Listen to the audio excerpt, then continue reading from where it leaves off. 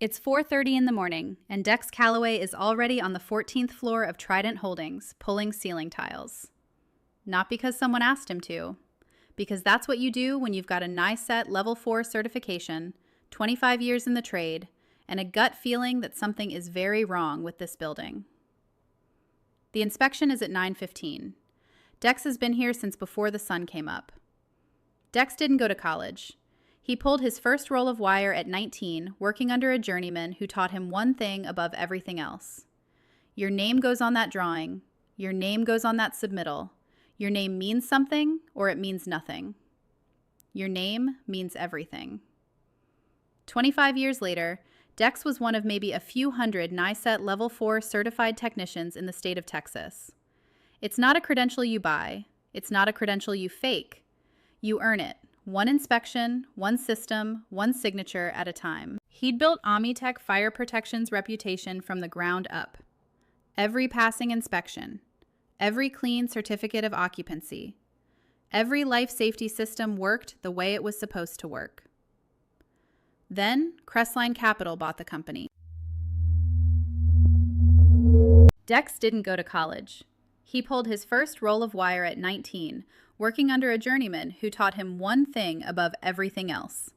Your name goes on that drawing. Your name goes on that submittal. Your name means something, or it means nothing.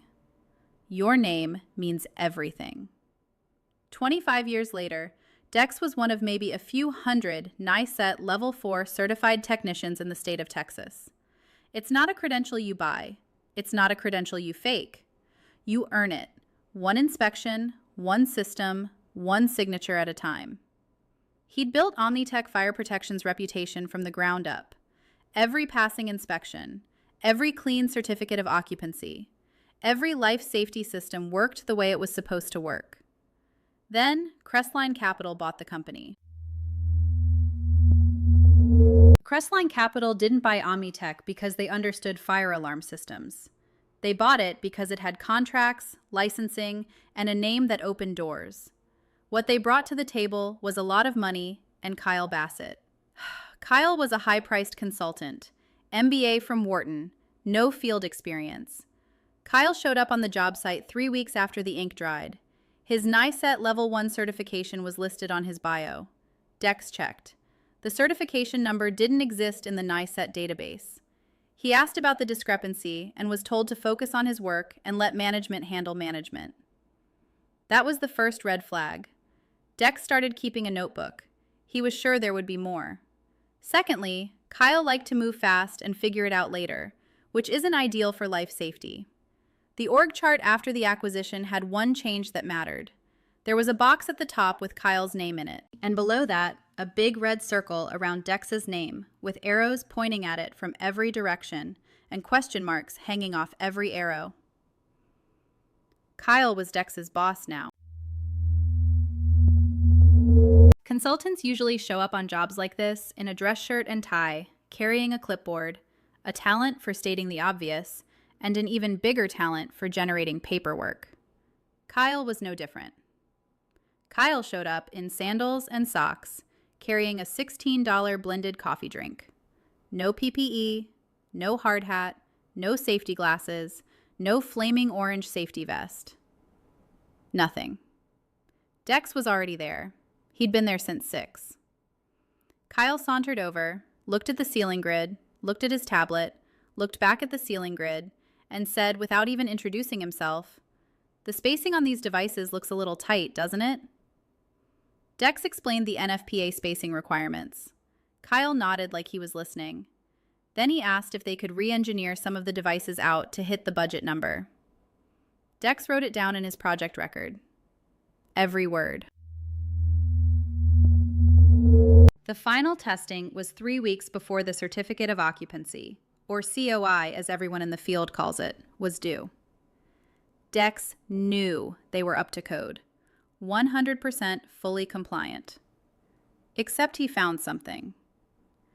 Coverage gaps on floors 8 through 11. Devices that didn't meet NFPA spacing requirements. The same floors where Kyle had pushed to cut the device count. Dex flagged it immediately, put it in writing, sent it to Kyle with a timeline and a cost estimate to fix it. Kyle sat on it for 2 weeks. What Dex didn't know until he pulled the submittal file was that Kyle had signed off on shop drawings that didn't reflect the actual installed system. Not stamped engineer drawings, shop drawings. Kyle's name, Kyle's signature. Submitted to the AHJ, the authority having jurisdiction, as if they were compliant. Dex added it to the project record and sent one final email to Kyle. We have coverage deficiencies on 4 floors.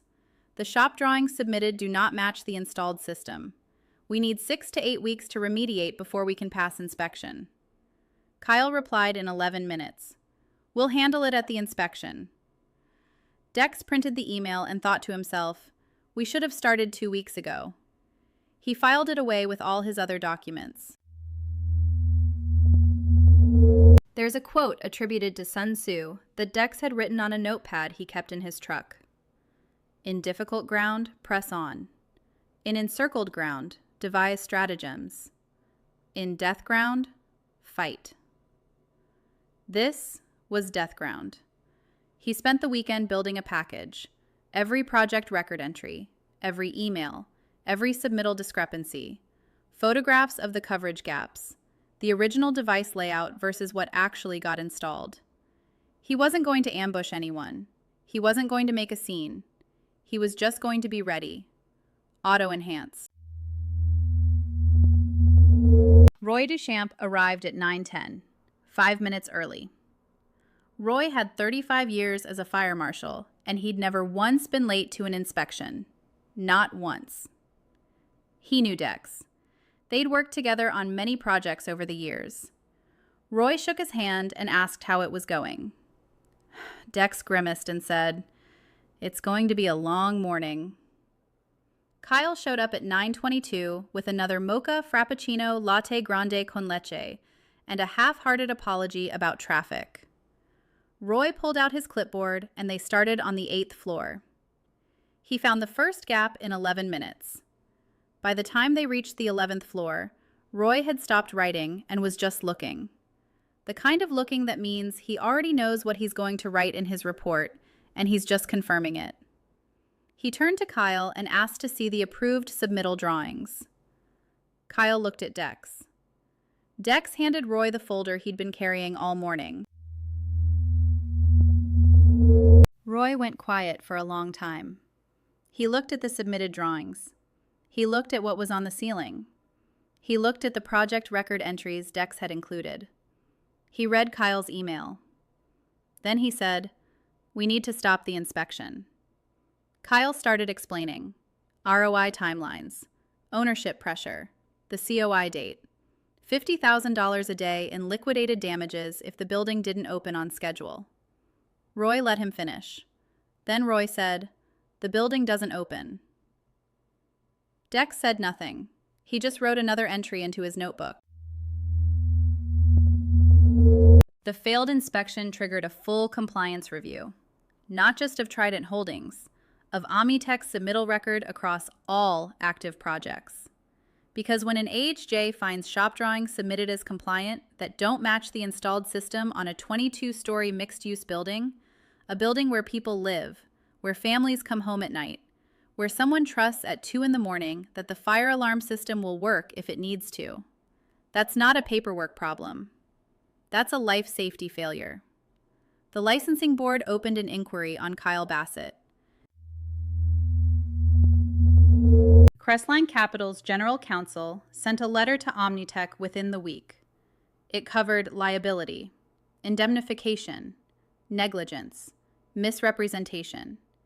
The kind of letter that gets printed on heavy paper and hand-delivered because email feels too casual for what it's saying. Kyle Bassett was given the opportunity to broaden his horizons. His NICET Level 1 claim was reviewed by the licensing board. The credential he'd listed was found to be fraudulent. Last anyone heard, Kyle was selling solar panels in Arizona. Dex finished the remediation himself. 4 floors, proper device placement, everything matching the approved drawings. The building passed a very tense re-inspection. The COI was issued. The NFPA exists because someone decided that the people inside a building deserve a system that actually works. Not a system that looks right on a drawing. Not a system that was value engineered to hit a budget number. A system that works. The first time, every time. Dex Calloway popped a ceiling tile and squeezed through the grid at 6 in the morning with a ladder borrowed from a mechanical room on a floor nobody was using yet. Not because anyone was watching, because his name was on it. This has been The Bureau, Case Files of Humanity. The file is closed.